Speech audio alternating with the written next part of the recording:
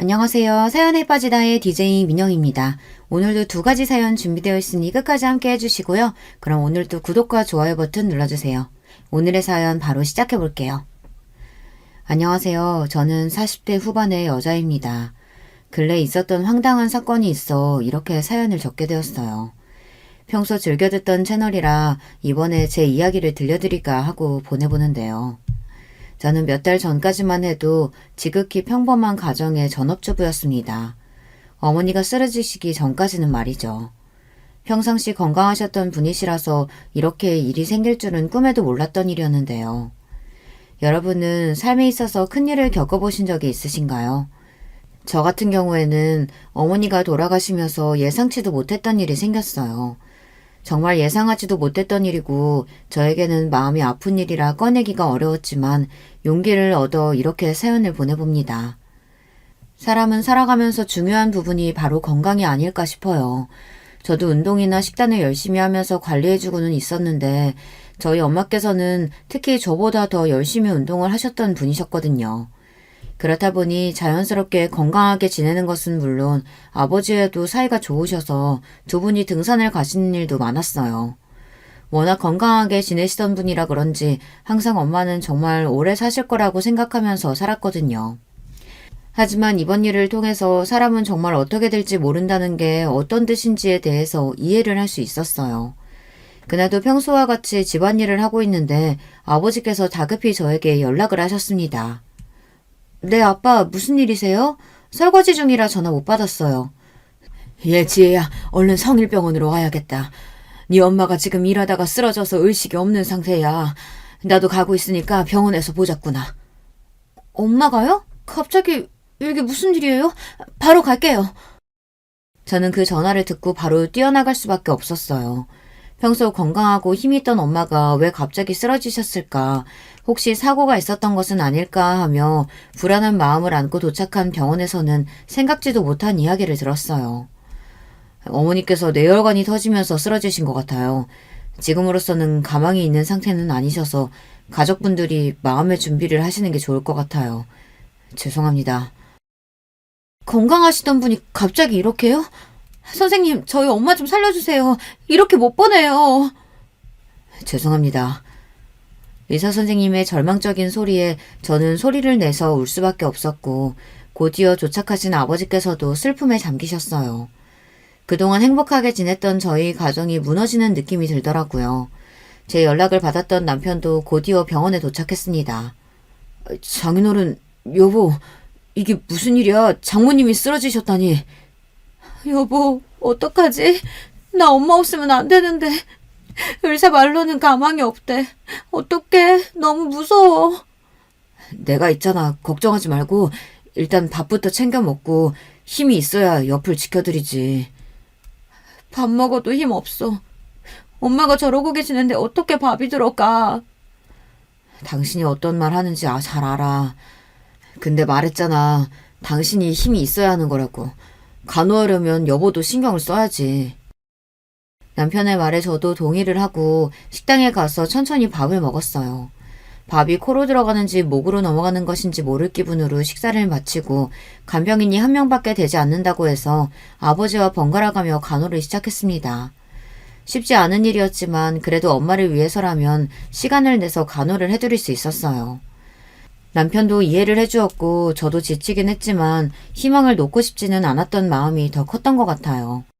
한동안 제가 힘들게 간호를 하며 엄마가 회복하실 거라고 믿으면서 희망을 놓지 않고 있었거든요. 엄마가 워낙 건강하시기도 했고 무엇보다 제가 갑작스러운 이런 일을 겪으면서 왜 뇌출혈이 생겼을까라는 생각이 들었어요. 다양한 원인들이 있었지만 평소 혈압이 높으셨던 분들이 갑자기 이렇게 쓰러지시면서 안 좋아지는 경우가 꽤 있더라고요. 아버지께 물어보니 얼마 전부터 어머니가 두통이 있으셨다고 하셨고 혈압도 관리를 잘 하고 있었는데 갑자기 이렇게 된 게 속상하다고 하셨어요.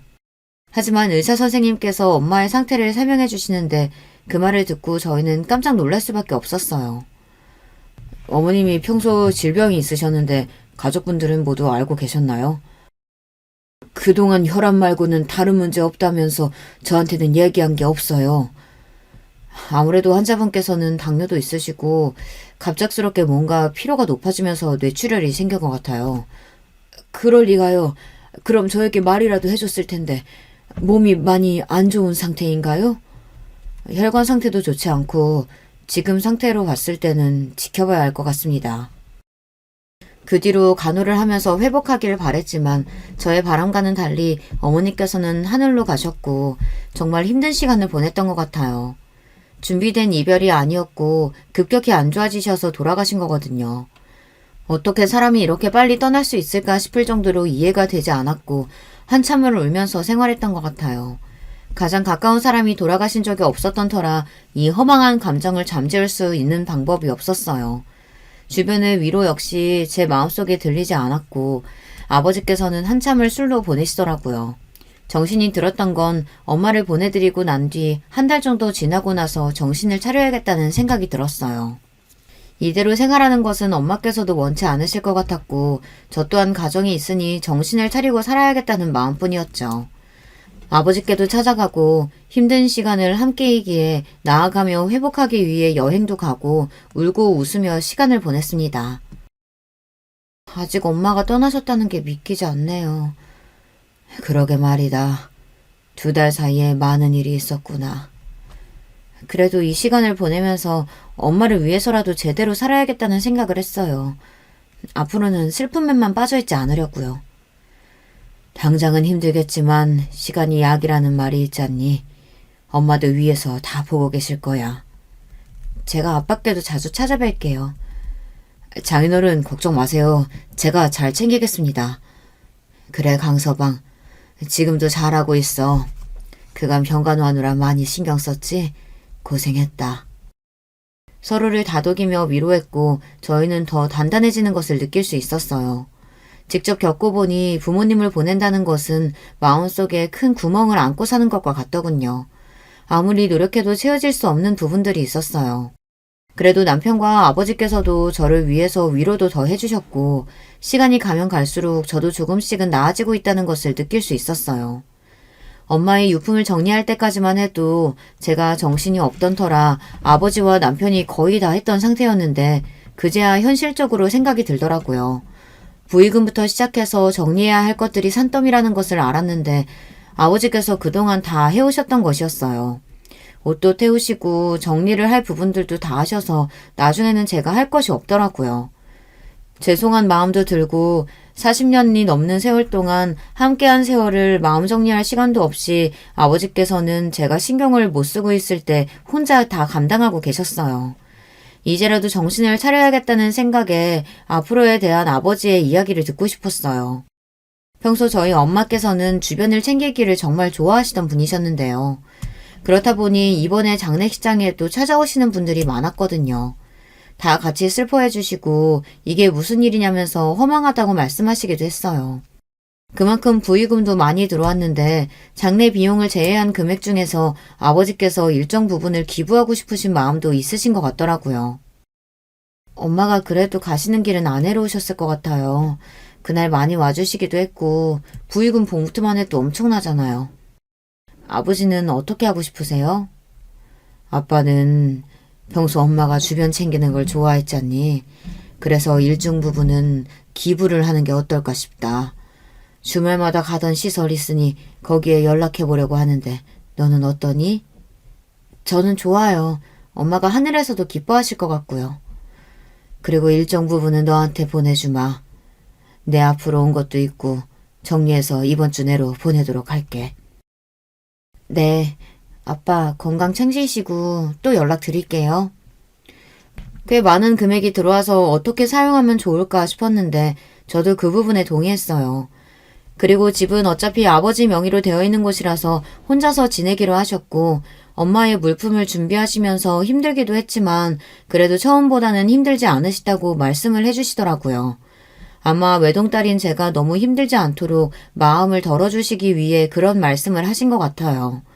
제가 외동이다 보니 주변 형제들이 없는 편이라 항상 엄마와 친구처럼 지내는 관계로 살았기 때문에 저에게 엄마의 죽음은 단순히 부모님이 돌아가셨다는 느낌이 아니라 제 친한 친구를 잃은 듯한 느낌을 받을 수밖에 없었는데요.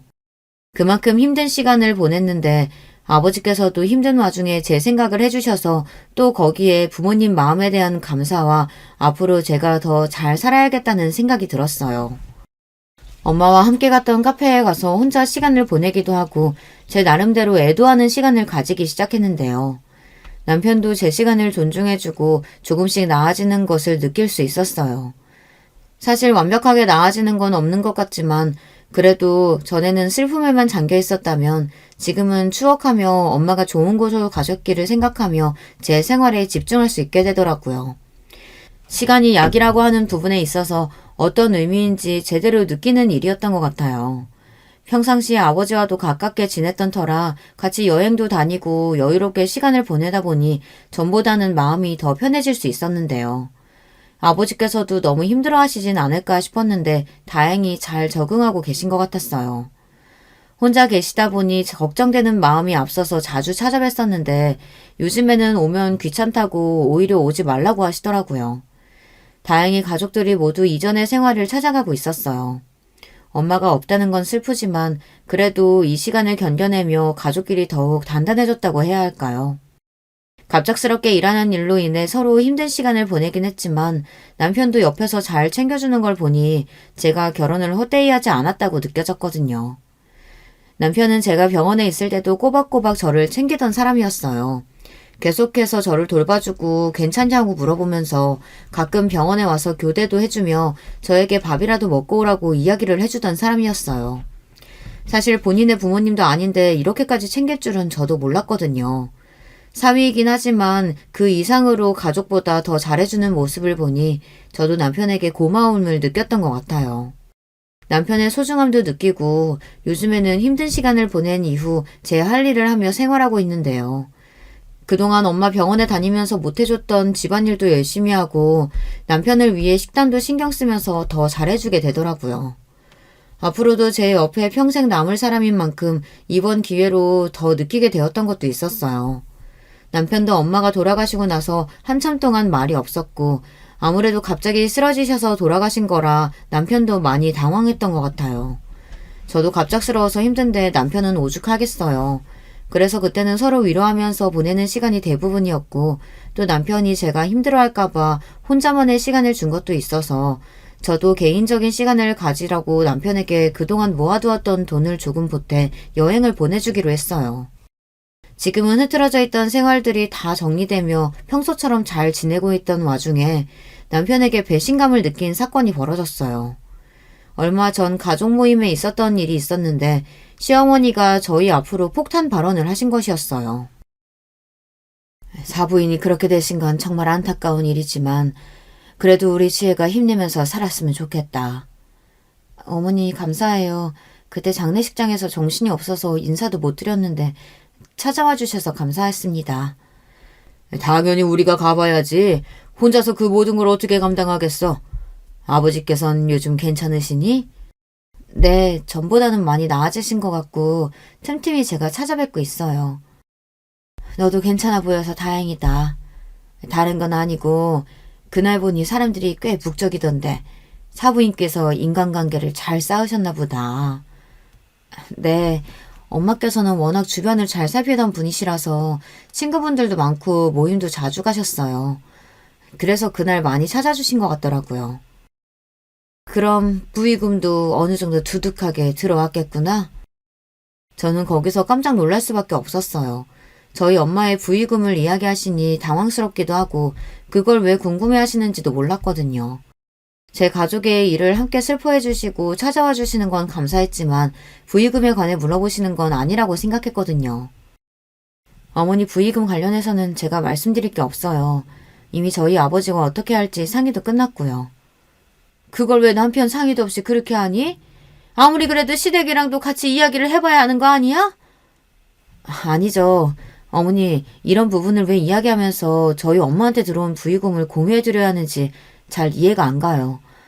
아무리 그래도 그렇지. 사부인께서 누워 계실 때 태훈이가 가서 얼마나 많이 도와드렸니? 그러면 적어도 그런 상의는 남편과 같이 해야 되는 거 아니냐고. 남편한테는 공유해줄 수 있는 부분이라고 생각이 들지만 이 문제로 왜 어머니께서 이렇게 화를 내시는지 잘 모르겠어요. 그날 식사 이후에 있었던 대화를 통해 알게 된 사실은 시어머니께서는 저희 엄마의 부의금을 가지고 식당을 오픈하려고 하셨던 것이었어요. 듣자마자 저는 어이가 없을 수밖에 없었고 남편을 바라보니 제 눈을 피하더라고요. 그래서 그날 저녁 바로 집으로 돌아와 남편에게 상황에 대해서 설명해보라고 했습니다. 어머님이 저렇게 말씀하신 거 당신은 이미 알고 있었던 거야? 미안해. 나도 미리 말하고 싶었는데. 근데 솔직히 이 부분에 대해서 나랑 상의 없이 장인어른과 그렇게 정할 줄은 몰랐어. 엄마 말도 틀린 건 아니잖아. 그게 무슨 소리야. 지금 어머니 말씀이 맞다는 얘기야? 아니 그렇잖아. 내가 논 것도 아니고 어머니 쓰러지셨을 때 바로 달려갔지. 간호해드리는 것은 물론 너까지 신경 써줬는데 나도 어느 정도 부의금에 대해서는 받을 만한 자격이 있지 않아? 남편의 말에 저는 어이가 없을 수밖에 없었어요. 그동안 저를 잘 챙기고 엄마 간호를 도와준 게 부의금 때문이었나 생각이 들 정도로 실망스러운 말을 하더라고요. 당신이 엄마 간호 도와주고 나 챙겨준 거 정말 고맙게 생각하고 있어. 하지만 그 모든 게 부의금 때문이라는 소리로 들리는데 어떻게 나한테 그럴 수가 있어? 아니 왜 말을 그렇게 해?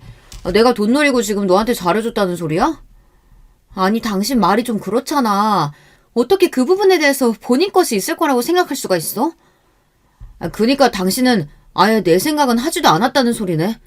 지금 그럼 도와주는 게 당연하다고 생각하고 있었어? 엄마 그렇게 돌아가시고 나서 나 잘 챙겨준 거 고맙게 생각하고 있어. 물론 그 전 일들도 모두 다. 하지만 그렇다고 부의금과 관련해서는 당신이랑 나눠야 한다는 생각은 하지 않았어. 그러니까 너는 지금까지 내 생각은 전혀 하지 않았다는 거네. 아니 왜 말이 그렇게 되는데. 도대체 그리고 그 돈은 엄마한테 들어온 돈인데 그걸 왜 당신과 어머님이 이야기하는 건지 모르겠네. 남편의 말을 듣고 나서 더 어이가 없었던 것 같아요. 대화도 되지 않고 제가 무조건 줘야 했어야 했나요? 근데 여기서 남편 앞으로 들어온 부의금이 있지 않냐고 생각하시는 분들이 있을 것 같은데요. 그 부분의 경우 남편은 지인들이 많지 않은 편이라서 오시는 분이 없었거든요. 그리고 그 돈은 남편 앞으로 온 것에 대해서 다 제가 처리해 줬어요. 제가 아무것도 안 해준 게 아니라 그 부분은 다 챙겨주되 자기에게 부가적인 것을 왜 주지 않느냐는 이야기였던 거죠. 이걸 듣고 나서 제가 알던 남편이 맞나 싶을 정도로 이상했어요. 왜 돈을 탐내는지를 이해할 수가 없었고 어머니는 그 뒤로 저에게 연락하시면 정말 도와줄 생각이 없는지 계속 물어보셨어요. 사실 제가 도와드릴 수 있는 부분은 맞지만 엄마의 부의금으로 그렇게 쓰는 게 맞는지 잘 모르겠더라고요. 그리고 이미 아버지와 얘기를 끝냈을 때 일정 부분은 비상금으로 남겨두고 일정 부분은 기부를 하기로 이미 말이 끝났거든요. 이 부분에 대해서 말씀을 드리니까 시부모님은 정말 난리가 났습니다. 정말 그 돈을 네가 다 가질 셈이니? 가족끼리 돕고 살아야지. 시어머니가 그동안 해보고 싶었던 일 좀 해보겠다는데 도와줄 수 있는 거 아니냐? 어머니, 이미 그 부분은 아버지와 예전에 말이 다 끝났고요. 지금 와서 저희가 결정을 바꿀 수는 없어요. 어머니, 그 돈은 오로지 저의 돈이 아니에요. 그리고 엄마가 평소에 봉사하시던 곳에 기부까지 마친 상태고요. 뭐? 기부? 그 돈을 왜 아무도 알지 못하는 사람들한테 기부해? 제정신이니? 시부모를 도와줄 생각을 해야지. 그거를 다른 사람들한테 왜 주냐고. 네가 그렇게 도와준다고 해서 그 사람들이 알아주기나 한다니? 엄마가 예전부터 다니시던 곳에 기부한 것뿐이에요. 그리고 엄마가 원하실 것 같고요. 주기적으로 계속 공사하셨던 곳이기도 하고 예전부터 저한테 기부에 대한 생각이 계속 있다고 말씀을 하셨던 분이세요. 그리고 그 부분은 저희 아버지와 얘기해서 끝난 부분인데 그걸 왜 어머니가 지금 열을 내세요? 열을 낸 게 아니고 어이가 없어서 그러지. 가족이 도와달라고 할 때는 모른 척 하더니 네가 너무 괘씸해서 그런 거야. 제가 마냥 외면한 것도 아니고 저한테 도와달라고 말씀을 하신 게 엄마 부의금인 거 가지고 도와달라고 말씀하신 거잖아요. 그건 안 된다고요, 어머니. 그럼 그 돈 말고 네가 나한테 큰 돈으로 도와줄 수 있는 돈이 있긴 한 거야? 그런 것도 아니잖아. 요즘 보험도 잘 들어놓으면 사망보험금이 잘 나온다는데 그 정도면 꽤 두둑하게 주머니 채워졌을 거 아니냐고. 어머니 지금 무슨 말씀하시는 거예요? 저한테 지금 사망보험금까지 말씀하시는 거예요? 지금 상 치른 지 3개월도 되지 않은 저한테 그게 하실 말씀이신가요? 내가 못할 말 한 것도 아니고 가족끼리 도와줄 수도 있는 거 아니니? 그리고 이 돈은 아버지의 노후도 생각하고 있어 제 나름대로 계획을 세워둔 상태였거든요. 시어머니께서 그렇게 말씀하실 줄도 몰랐고 시댁 식구들에게 이 돈을 보태야 되는 이유도 전 전혀 모르고 있었기 때문에 당연히 생각을 안 하고 있던 부분이었는데 당황스러울 수밖에 없었어요. 그리고 필요하다고 해도 저런 식으로 사망보험금을 언급하며 말을 하는 게 맞나요? 그리고 남편의 말을 듣고는 제가 알던 사람이 맞나 싶을 정도로 사람이 어떻게 그렇게 계산을 할 수가 있지라는 생각이 먼저 들었던 것 같아요. 저는 이 일을 끝으로 남편이랑 이혼하기로 마음을 먹었습니다. 남편의 말에 충격을 받기도 했고 그동안 남편이 저한테 했던 행동들이 모두 가식적으로 느껴지기 시작했거든요. 저한테 조금만 잘해줘도 돈을 받으려고 일부러 저러는 거라고 생각하고 또 제 앞에서 시어머니 편만 드니까 도저히 같이 살 수가 없겠다는 생각이 들었어요. 물론 보육음을 좋은 곳에 사용할 수도 있죠. 저희의 미래를 위해서라든지 쓸 방법들이 있는데 그게 왜 시댁 식구들한테 가야 하는지 저만 이해가 할 수 없는 부분인가요? 시어머니는 계속해서 연락이 와서 도와달라고 말씀하시고 남편은 오히려 은행보다는 낫다고 이야기하는 게 더 정이 떨어질 수밖에 없었어요. 이런 부분들을 사실 아버지와 상의하기에도 혹시라도 상처받으시진 않을까 걱정이 되었거든요. 근데 혼자 감당하기에는 너무 큰 사건인 것 같아 아버지에게 이야기할 수밖에 없었어요. 아빠, 오랜만에 연락드리는데 이런 말씀 드려서 죄송해요. 자꾸만 시어머니께서 가게에 대한 생각이 있으시다고 저한테 돈을 해달라고 하는데 부의금으로 달라고 하시네요. 너희 시댁 식구들은 급해도 그렇지 어떻게 부의금을...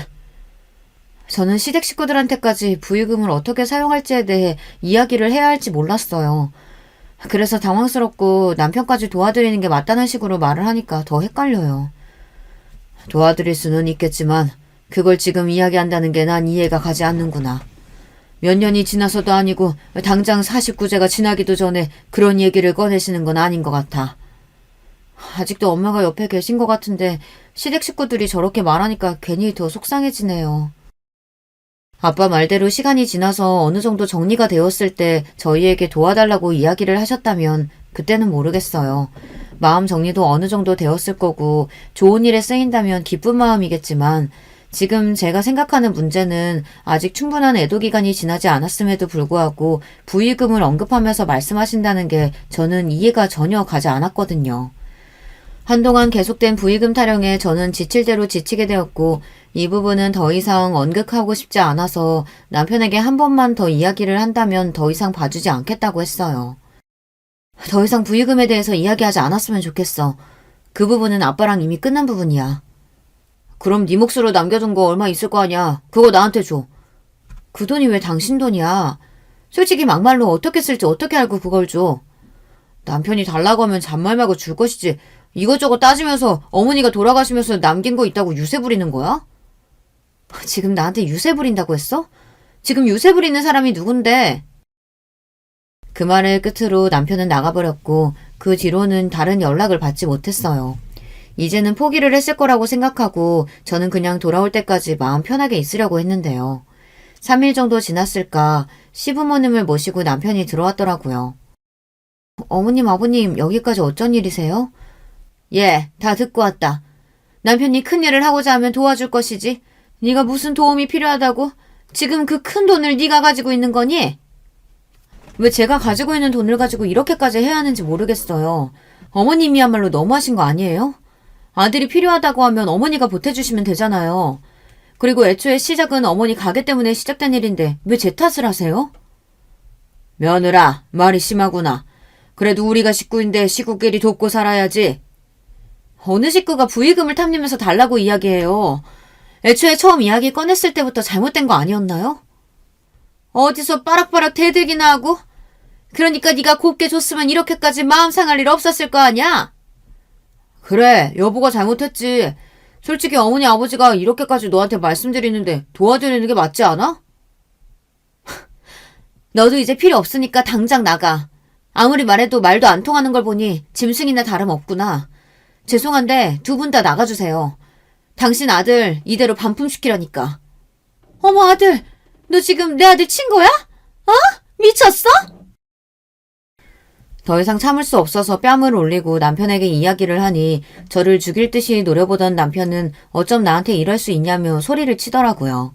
시어머니는 충격을 받으신 것 같았고 곧이어 저를 잡으려고 달려드시는 걸 아버님이 막으셨어요.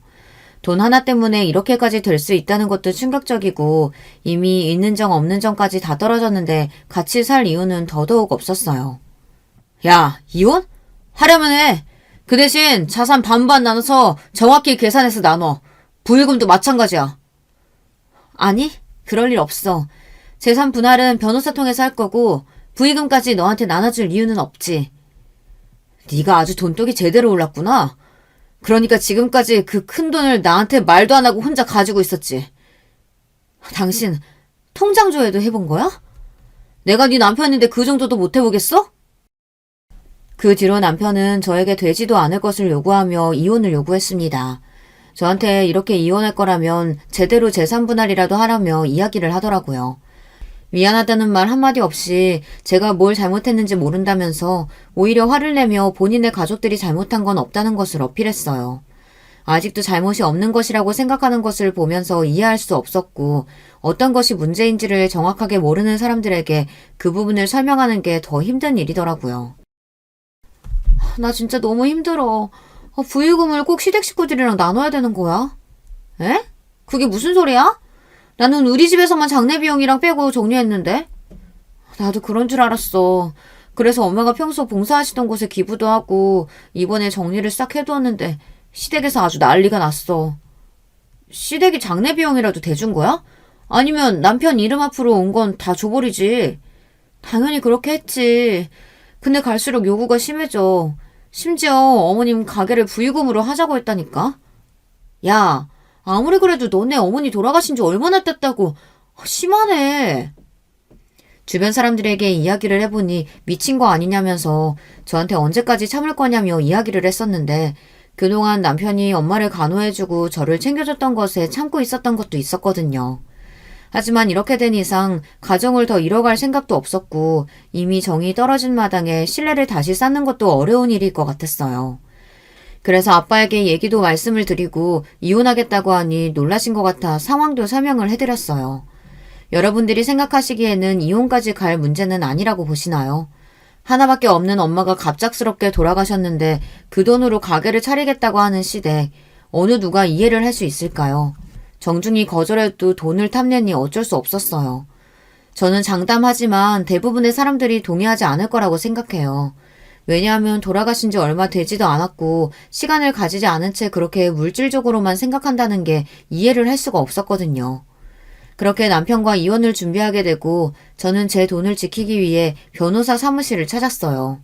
재산 분할 같은 경우에도 남편이 사실 가져갈 게 없었기 때문에 혹시 무언가를 나눠야 하나 싶었거든요. 집도 제 명의로 되어 있고 결혼할 당시에 남편이 가지고 왔던 건 금전적으로 계산을 해서 주는 게 나을 것 같아서요. 이런 부분들을 정리해서 남편에게 말해주니 그때는 아차 싶었는지 저한테 싹싹 빌며 이야기를 하더라고요. 이혼 서류 보이지? 그거 확인하고 작성해. 당신 정말 이렇게까지 해야겠어? 힘든 시기 같이 버텨줬던 사람에 대한 예의가 아니지. 지금 예의를 안 지킨 사람이 누군데 그런 말을 하는 거야.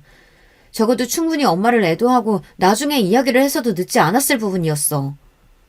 그럼 어떡해. 이미 엄마가 그때 계약을 하고 다 와버렸다는데 이제 와서 하지 말라고 할 순 없고 우리 돈도 많이 들어갔단 말이야. 이미 돌아가시고 난 뒤 바로 계산이 끝난 거라고? 어떻게 그럴 수가 있어? 여보, 내가 전에도 이야기했지만 살 사람은 살아야지. 이건 기회라고. 이왕이면 여유 있을 때 시작하는 게 좋잖아. 말한다고 다 말이 되는 줄 아나 본데 지금 당신이 나한테 얼마나 상처 주고 있는지 알아? 상처는 나도 받았어. 어떻게 당신이 우리 가족을 이렇게까지 생각을 안 할 수가 있냐? 내가 언제 생각을 안 해줬는데 그동안 내가 시댁에 했던 건 아무것도 아니라는 소리야 지금? 그게 아니고 장모님이 돌아가신 이후에 말이야. 그러니까 네 말은 그거잖아. 도와주지도 않고 그 돈을 혼자 먹으려고 하니까 배가 아픈 거잖아 지금. 내가 언제 배가 아프다 그랬어? 그냥 서로 돕고 살면 좋다는 거지. 나는 그 돈 너희 가족한테 쓸 생각 1도 없으니까 서류에 사인하고 법원에서 봐. 자기야, 진짜 이번에 계약금 못 돌려받으면 우리 길바닥에 나가야 할 수도 있어. 그만큼 큰 문제야, 어? 현실적으로 생각해봐. 우리가 밖에서 나가 살 순 없잖아. 무슨 소리야? 우리가 혹시 바닥에 나 앉아야 한다니? 난 당연히 여보도 도와줄 줄 알고 우리 집 담보대출도 조금 받아놨지. 그게 다 가게 보증금으로 들어가 있는 상태고. 2억 없으면 우리 부모님도 그렇고 내가 들어간 돈도 다 벌어야 될 수도 있어. 제발 나 좀 도와줘.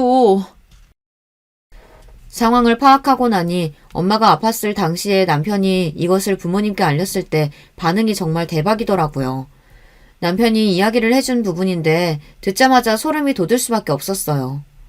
이 대화는 저희 어머니가 쓰러지셨을 당시에 있었던 대화인데요. 어떻게 방법은 없는 거래? 갑자기 이게 무슨 일이야? 그러니까 나도 안타까워 죽겠어. 지혜도 안쓰럽고. 얘, 그러면 사망보험금은 얼마나 나온다니? 요즘 보니까 보험도 잘 돼 있고 부의금도 꽤 들어올 것 같은데. 엄마, 지금 그게 무슨 소리야. 돌아가시지도 않았고 그럴 일도 없어. 혹시라도 돌아가시게 되면 네 와이프 몰래 가게 오픈 부의금 받아서 해버리자. 엄마 진짜 미친 거 아니야? 아무리 그래도 그렇지. 얘 잘 생각해봐. 너희 집 대출도 껴있어. 어떡할 거니? 현실적으로 바라보란 말이야. 남편은 시어머니의 말을 듣고 나서 처음에는 어이가 없다고 생각했는데 돌아가시고 난 뒤에 정말 현실적으로 생각을 할 수밖에 없었다고 해요. 이게 말이 되는 소리입니까?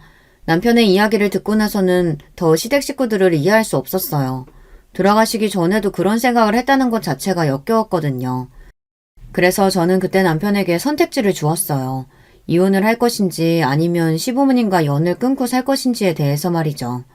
물론 시어머니 말씀을 듣고 흔들렸던 남편이 미운 것도 맞지만 남편은 다시는 돈에 대해 일절 말하지 않고 미안한 만큼 앞으로 더 잘하겠다고 했어요. 또 시부모님과도 이 문제를 해결하겠다며 저를 데리고 바로 시댁으로 향했습니다. 어머니 아버지, 사실 그동안 우리가 되도 않는 이야기 가지고 지혜 괴롭힌 거 맞잖아요. 이건 아닌 것 같아요. 그게 무슨 소리야? 당장 그럼 계약금 묶인 건 어떡하려고? 그건 우리 가족이 해결해야 할 문제고요. 지혜는 더 이상 여기에 끌어들이지 않으셨으면 해요. 계속 이런 문제로 트러블 생긴다면 저는 부모님과의 연을 끊겠습니다. 예, 네가 어디서 무슨 말을 듣고 왔는지 모르겠는데 그런 말 함부로 하는 거 아니다. 부모 앞에서 연을 끊겠다고 이야기하는 게 제정신이야? 아무리 그래도 그렇지. 우리가 그동안 심했던 건 인정하마. 하지만 그렇다고 부모님 앞에서 이렇게 말하는 건 아니지. 앞으로 금전적으로 도와드릴 일 전혀 없을 거고 이건 시부모님뿐만 아니라 친정도 마찬가지예요. 그렇게 남편이랑 이야기를 마치고 돌아오는 길에 진지하게 저를 향해서 사과를 하는 모습을 보고 그동안 반성했다는 걸 느낄 수 있었는데요.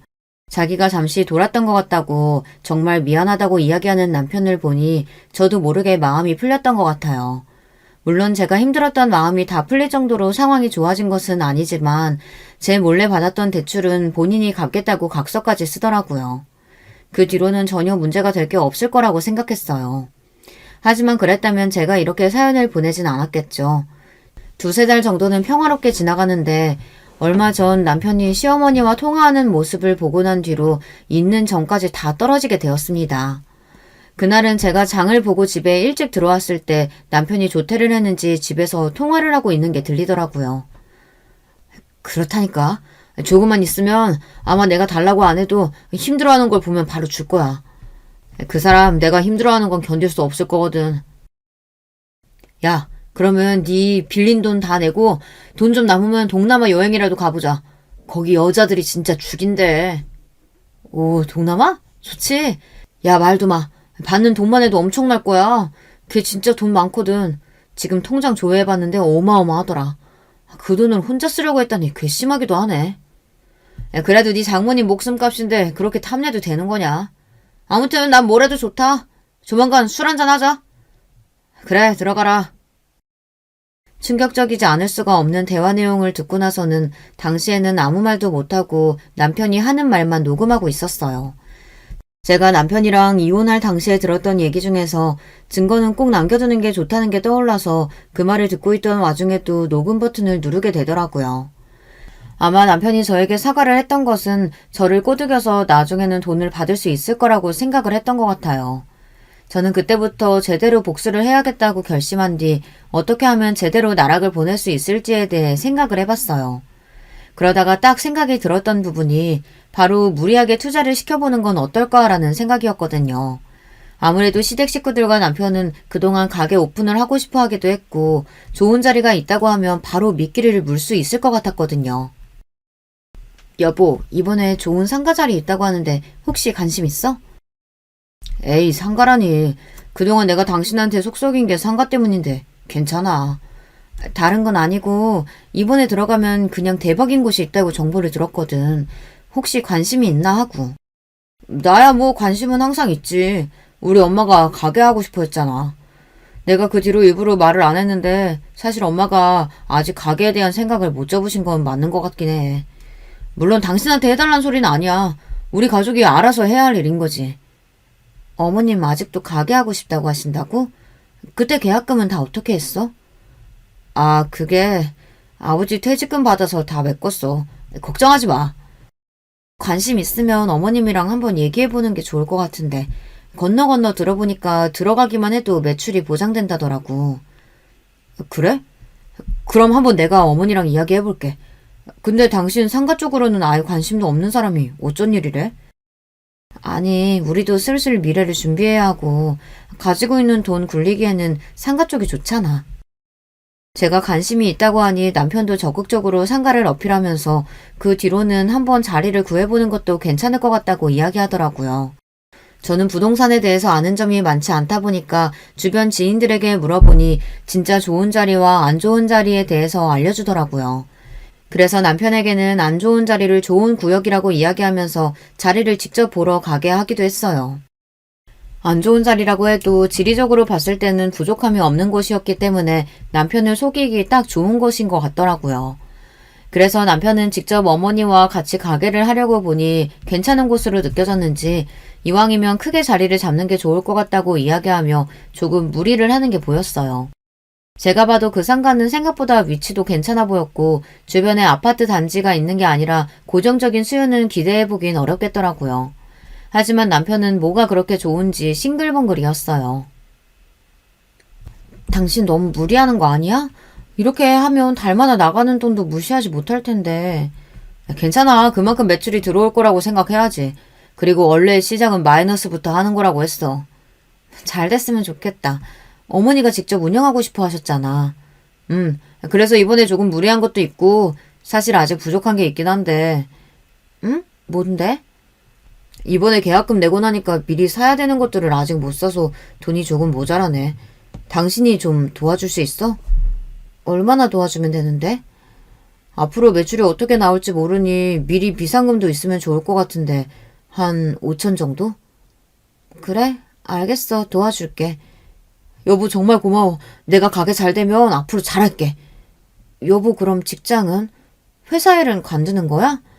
안 그래도 이번에 퇴사한다고 이야기했어. 당신도 이해해줄 수 있지? 아, 그래? 그래도 나랑 상의는 하고 그만두지. 이제 가게 잘 돼서 직장인 월급보다 훨씬 더 많이 벌 텐데 확신이 있으니까 그만둔 거야. 그 말을 듣고 나선 더 이상 해줄 말이 없었어요. 잘 다니는 직장을 그만둘 거라고는 생각도 못했던 부분이거든요. 아무튼 남편은 제가 알려준 상가 자리를 매입했고 돈을 빌려주겠다고 했지만 저는 그 약속을 이행하지 않았어요. 계약하는 날이 다가오자 남편은 저에게 전화하면서 돈을 주냐고 닥달을 하기 시작했는데요. 오늘 계약 날인 거 알지? 잔금도 내야 하고 이것저것 사야 하는데 돈은 언제 될까? 무슨 돈? 나한테 맡겨둔 돈이라도 있어? 아니 당신이 나한테 5천만 원 빌려주겠다고 했잖아. 아 미안. 그건 안 될 것 같아. 아니 그게 이제 와서 무슨 소리야? 나도 당신 말대로 미래를 준비하려고 건물 좀 사다 보니까 돈이 별로 안 남네. 뭐? 네가 건물을 샀다고? 빌려준다고 한 거야. 빌려줘야지. 이제 와서 그러면 어떡해? 5천 정도는 당신이 충분히 마련할 수 있잖아. 그리고 앞으로 나한테 연락 안 했으면 좋겠어. 그게 무슨 소리야? 연락하지 말라니. 말 그대로야. 당신이랑 같이 살 이유가 없어졌어. 생뚱맞게 그게 무슨 소리야? 당신 얼마 전에 당신 친구랑 전화하면서 이런 얘기 했었지? 내가 당신이 힘들어하면 무조건 돈을 보태줄 거라는 말. 솔직히 힘들어하면 당연히 도와주겠지만 당신은 여전히 나를 돈으로 보고 있더라. 여보, 그건 그냥 친구랑 농담한 거야. 남자들이 원래 그런 농담을 좀 해. 누가 자기 와이프를 지갑처럼 여기면서 친구한테 그런 식으로 말을 해. 난 도저히 같이 못 살겠으니까 앞으로 잘 살아보고 가게 준비 잘해. 아니, 당장 돈이 없는데 오픈은 어떻게 해? 이럴 줄 알았으면 나도 데뷔를 했을 텐데 오픈에 필요한 것들 조금만이라도 도와주면 안 돼? 내가 엄마한테 그런 소리 떵떵 쳐놨단 말이야. 그건 앞으로 당신이 해결할 문제지. 그리고 혹시나 해서 하는 말인데 건물 같은 건 넘볼 생각도 하지 마. 그동안 그렇게 돈을 안 주려고 하더니 결국 네 배나 채우려고 그런 거였구나. 저는 그대로 이혼 서류를 준 채 밖으로 나왔어요. 그 집은 제 명의가 아니었기 때문에 주변에 구해둔 아파트로 들어가게 되었어요. 하루가 멀다 하고 남편은 저에게 전화 문자를 하며 제발 한 번만 용서해달라고 했고, 그동안 남편에게 정이 제대로 떨어졌던 저는 더 이상 이혼을 미룰 수 없었어요. 절차대로 이혼을 준비하게 되고 처음에는 힘이 드는 시간이 있긴 했지만 저를 돈으로 보는 사람과 더 이상 같이 살 수는 없었기 때문에 마음을 다잡으면서 시간을 보내봤는데요. 얼마 전 접하게 되었던 소식으로는 남편이 오픈했던 가게는 생각보다 잘 안 되었고 오히려 빚만 떠안게 되었다는 소식을 듣게 되었어요. 아무래도 저희가 동창이다 보니 주변에 자연스럽게 이야기가 들리는데요. 저희가 이번에 이혼한 거를 아는 친구들은 몇 없었거든요. 아는 친구들은 저를 위로하며 오히려 잘 됐다고 이야기를 해주고 저도 더 이상 돈 때문에 스트레스를 받지 않으면서 생활하고 있는데요. 그 뒤로도 남편은 지속해서 저에게 연락하며 돈이 많으면 도와줄 수도 있지 않냐고 이야기를 하며 차용증을 쓸 테니 돈을 좀 빌려달라는 연락을 지속해왔어요. 그래도 몇 년 동안 함께한 사람인데 아직까지 돈으로 보고 있다는 것도 참 씁쓸하기도 했네요. 그렇게 망했는데도 아직까지 사업을 고집하는 것을 보니 정신을 차릴 것 같지 않아 보여요. 그리고 시어머니도 마찬가지로 이혼하겠다고 하니 노발대발하며 연락을 해오셨는데요. 그대로 차단하고 무시하니까 더 이상 오진 않았어요. 엄마 부의금으로 들어온 돈을 가게를 구하는 데 쓰려고 하셨다는 것도 이미 정이 떨어지는데 그동안 잘해주셨던 것도 아니라서 쉽게 마음을 정리할 수 있었네요. 가장 가까운 사람이 그렇게까지 저에게 상처를 줄지는 몰랐는데 이번에 엄마가 돌아가시고 난 뒤로 정말 믿을 만한 사람이 없다고 느낄 수밖에 없었는데요. 가장 가까웠던 시댁 식구들도 남편도 결국에는 저의 돈을 노리고 잘해준 거라는 것밖에 생각되지 않더라고요. 아버지께도 이런 사실을 말씀드리니까 처음엔 놀라셨지만 제가 상처를 더 받는 것보단 빨리 정리를 하는 게 낫다고 이야기를 해주셨어요. 요즘에는 제가 매입을 했던 건물은 오히려 잘 돼서 전보다 여유가 더 생기게 되었는데요. 이러한 소식이 남편 귀에 들어갔는지 한 번은 저에게 장문의 메시지가 도착하기도 했어요. 하지만 이미 그때는 제가 정리를 다 한 상태였고 더 이상 흔들릴 일도 없었기 때문에 더 이상 연락을 하지 않고 잘 살았으면 좋겠다고 답장을 전했거든요. 그 뒤로는 더 이상 연락은 오지 않고 있어요. 저의 결혼 생활은 여기서 끝이 났지만 그래도 후회하지 않아요. 엄마가 제 앞으로 남겨주었던 돈을 지킬 수 있었고 또 저를 진심으로 생각해주는 사람을 거를 수 있는 계기가 되기도 했어요. 일생일대 큰 일을 겪으면서 힘든 시간을 보낸 뒤로는 저만을 위한 시간을 가지면서 이전보다 더 여유롭게 생활을 즐기고 있는데요. 아버지도 그렇고 저도 봉사도 다니면서 오히려 남한테 베풀면서 사는 삶을 살고 있는데요. 남편도 사실 그렇게 저를 이용하려는 마음을 먹지 않았다면 자연스럽게 제가 도와줄 수도 있었을 텐데 그 부분이 참 안타깝기도 해요. 부의금을 본인의 돈으로 쓰려고 했던 시댁으로부터 벗어나니까 이제야 마음이 놓이네요. 여러분, 두 번째 사연 시작하기 전에 좋아요, 구독 꼭 눌러주실 거죠? 그럼 두 번째 사연 바로 시작합니다. 안녕하세요. 저는 서울 사는 30대 여자입니다. 어렸을 때부터 제 소원이 아무 걱정 없이 사는 거였는데 그게 그렇게 힘들더라고요. 아직 젊은 나이인 제 인생이 어찌나 다사다난한지 모르겠어요. 그래도 살면서 이제 이거보다 더 힘든 일을 겪지는 않을 것 같습니다. 그러고 싶지도 않고요. 그럼 제 사연 바로 시작할게요. 여러분, 학창시절에 엄마 없는 친구가 있으셨나요? 흔히 아빠 없는 것은 티가 나지 않아도 엄마 없는 사람은 티가 난다고 하잖아요. 저는 그 말이 아직도 들으면 울컥할 정도로 트라우마가 심한 편입니다. 차라리 엄마가 그냥 돌아가셨으면 그렇게 상처가 되지 않았을 텐데 저희 엄만 저를 버리고 떠났거든요. 이 모든 일은 제가 초등학교 때 일어났습니다. 사실 초등학교 저학년 때까진 우리 집은 매우 평범했어요. 부모님과 외동인 저는 셋이 살았는데 그렇게 불행한 기억은 없습니다. 엄마는 집에서 주부로 계셨고 아빠는 밖에서 공사장에서 일꾼으로 일하셨어요. 몸 쓰는 일을 하다 보니 아빠는 항상 쉬는 날이면 집에 누워 계셨습니다. 학교 갔다 왔을 때 아빠가 집에 있으면 방해되지 않으려고 조용히 했던 기억이 나요. 그래도 아빠는 엄마와 저한테 나름 다정하셨습니다. 일하느라 바쁘고 몸이 자주 아팠을 뿐 다른 문제는 전혀 없었어요. 물론 아직 어렸던 저라 자세히는 알지 못했어도 제 앞에서 두 분이 싸우거나 그러진 않았습니다. 그러다 사건이 일어난 것은 제가 초등학교 4학년 때였습니다. 학교에 갔다 왔는데 집에 아무도 없었어요. 보통 같으면 엄마가 집에 있는데 그날은 없었습니다. 잠깐 어디 가셨나 보다 생각하고 혼자 간식을 먹고 있었죠. 그런데 엄마가 저녁이 되도록 들어오지 않았어요. 대신 집으로 친구 현주 어머니가 오셨습니다. 아유, 정연아, 집에 있었구나. 아줌마 따라와. 이리 와. 지금 네 아버지 공사장에서 일하다 쓰러졌어. 어떡하니? 현주 어머니 말씀을 듣고 저는 너무 놀랐습니다. 그리고 아주머니의 손을 잡고 도착한 곳은 병원이었어요. 아빠는 큰 수술에 들어가서 얼굴을 볼 수도 없었고 수술실 앞에는 엄마가 쓰러져 계셨습니다. 옆에는 아빠 친구인 동철이 삼촌과 저는 모르는 어른들이 서 계셨어요.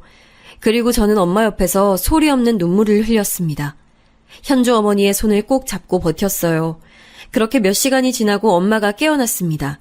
엄마는 저를 끌어안고 엉엉 우셨어요. 엄마가 무너진 모습을 보고 저도 눈물을 더 흘리기 시작했습니다. 아빠가 저 안에 들어가 있는 것도 믿기지 않았죠. 몇 시간이 지나고 수술실 문이 열렸습니다. 문이 열리고 의사 선생님과 간호사 선생님들이 나오셨어요. 어른들이 우르르 달려가 의사 선생님 앞에 섰습니다. 다행히 환자분 목숨은 살렸어요.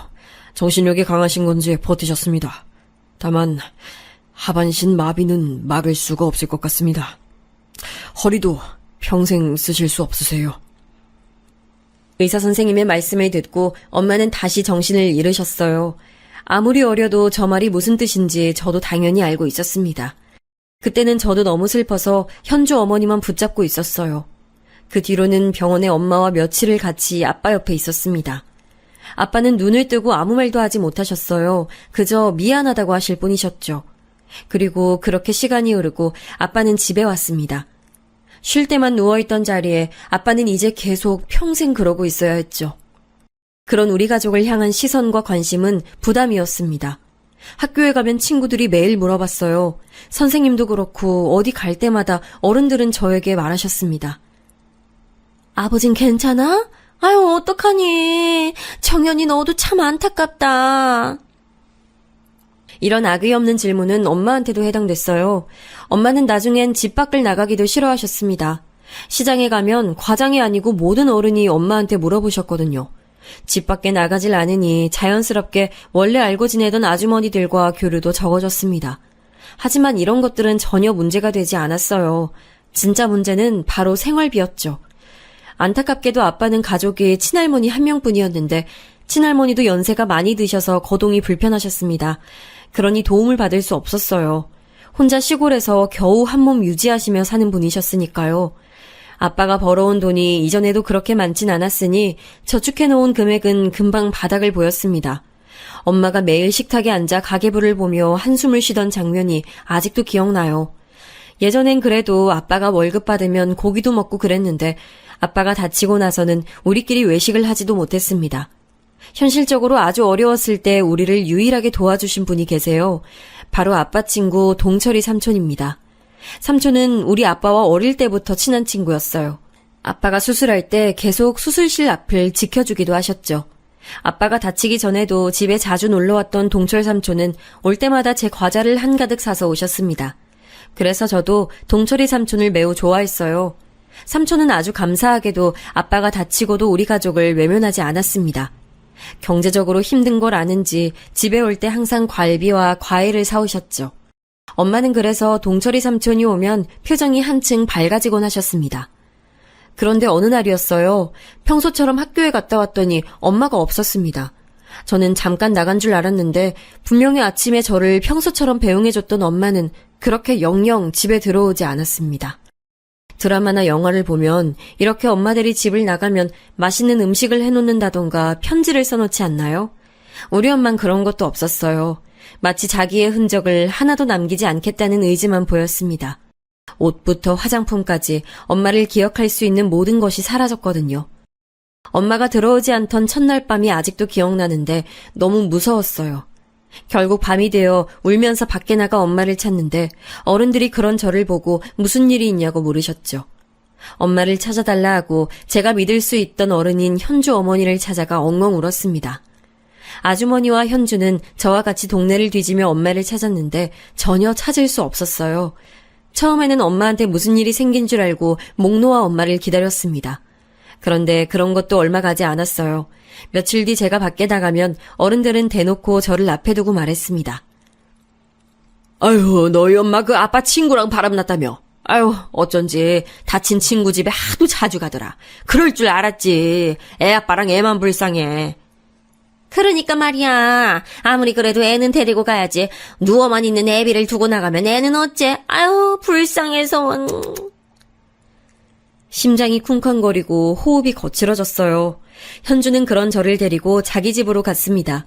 아직도 현주와 현주 어머니에게 제가 잘하는 이유가 바로 이때 겪었던 일들 때문입니다. 현주 어머니는 제가 울자 저를 꼭 안아주셨어요. 저는 저런 소문을 믿고 싶지 않았습니다. 그저 소문이라고 생각하고 싶었어요. 그런데 동철이 삼촌은 엄마가 사라진 뒤 우리 집에 방문하지 않았습니다.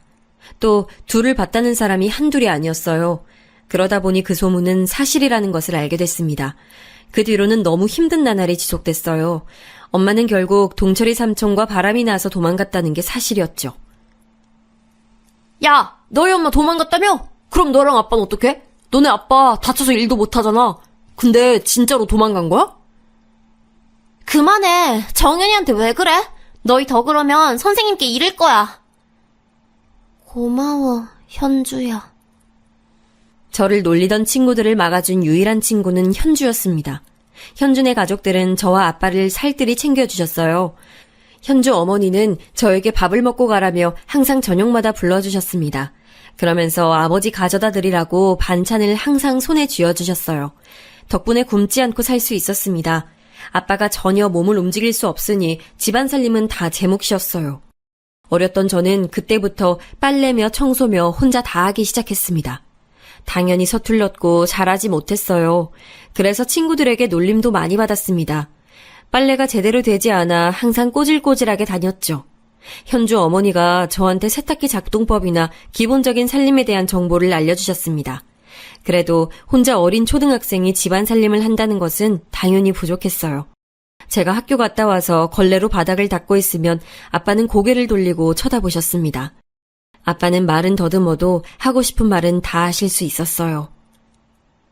미안해. 아빠가 미안해. 오빠, 난 괜찮아. 아빠가 아프거나 걱정하는 게 나는 더 싫어. 가끔은 아빠가 눈물을 흘리기도 했습니다. 그러면 저는 그런 아빠에게 다가가서 눈물을 닦아줬어요. 그리고 속으로 꼭 성공해야 하지 생각했습니다. 처음엔 엄마가 다시 돌아올 줄 알았어요. 그래서 엄마가 다시 온다면 내가 이렇게 집안 살림 잘하고 있다는 것을 보여줘야지 생각했습니다. 하지만 엄마는 그 뒤로 정말 단 한 번도 집에 오지 않았어요. 몰래 보고 갔을 수도 있겠지만 적어도 제 앞의 모습을 드러낸 적이 없습니다. 그래서 고등학교에 입학하고는 엄마에 대한 마음이 그리움보다 원망의 마음으로 바뀌었어요. 아무리 현주 아주머니가 저와 아빠를 챙겨주셔도 한계가 있었습니다. 수입이 전혀 없으니 나중에는 살던 집에서도 쫓겨났어요. 현준에도 잘 사는 집은 아니라 금전적으로 도움을 줄 수는 없었습니다. 진짜 아무도 저를 도와주는 사람이 없었어요. 그 냉혹한 현실을 저는 미성년자 때 깨닫게 됐습니다. 결국 급한 대로 저라도 밖에 나가서 돈을 벌기 시작했죠. 중학생 때는 신문 배달로 돈을 벌었습니다. 꼭두 새벽부터 일어나서 온 동네 신문과 우유를 배달했죠. 우리 집 사정을 알던 사장님이 제가 안쓰럽다고 남는 우유를 주시기도 하셨어요. 그래서 그 우유를 아빠와 나눠 먹고 현준의 집에도 많이 가져다 줬습니다. 고등학교 때는 동네에 있던 돈가스 식당에서 아르바이트를 시작했어요. 학교 끝나고 바로 식당으로 가서 마감할 때까지 일했습니다. 너무 힘들었는데 그러지 않으면 수도세나 전기세를 낼 수도 없었어요. 제가 일해야 아빠도 기본적인 생활을 할 수 있었습니다. 그러다 보니 제 머릿속에는 꼭 학교에 다녀야 하나 근본적인 의문이 생겼어요. 학교에 가지 않으면 그 시간 동안 일할 수 있으니까요. 당장 생계가 힘들고 돈이 없으니 학교에 다니지 않는 것이 낫다는 판단이 들었습니다. 그래서 담임 선생님을 찾아가서 말했어요. 선생님, 저 자퇴할게요. 아버지가 아프셔서 움직이질 못하세요. 제가 돈을 벌어야 살 수 있어요. 정연아, 선생님이 이번 학비는 내줄게. 그래도 학교는 다니자. 선생님은 정말 감사하게도 당신께서 제 학비를 내주신다고 하셨어요. 하지만 저는 이미 마음이 확고했기 때문에 선생님의 감사한 제안을 거절했습니다. 너무 감사했고 죄송했지만 저는 살아야 했으니까요. 그렇게 자퇴하고 저는 오전에는 동네 빵집에 가서 일하기 시작했습니다. 다행히 우리 집은 사연이 이미 동네에 다 퍼져 있는 상태였어요. 그래서 제가 자퇴까지 했다고 하니까 사장님은 흔쾌히 저를 직원으로 고용하셨습니다. 사실 일하면서 서러웠던 점도 참 많았어요. 손님들도 동네 주민들이 대부분이니 저를 당연히 알아보셨습니다.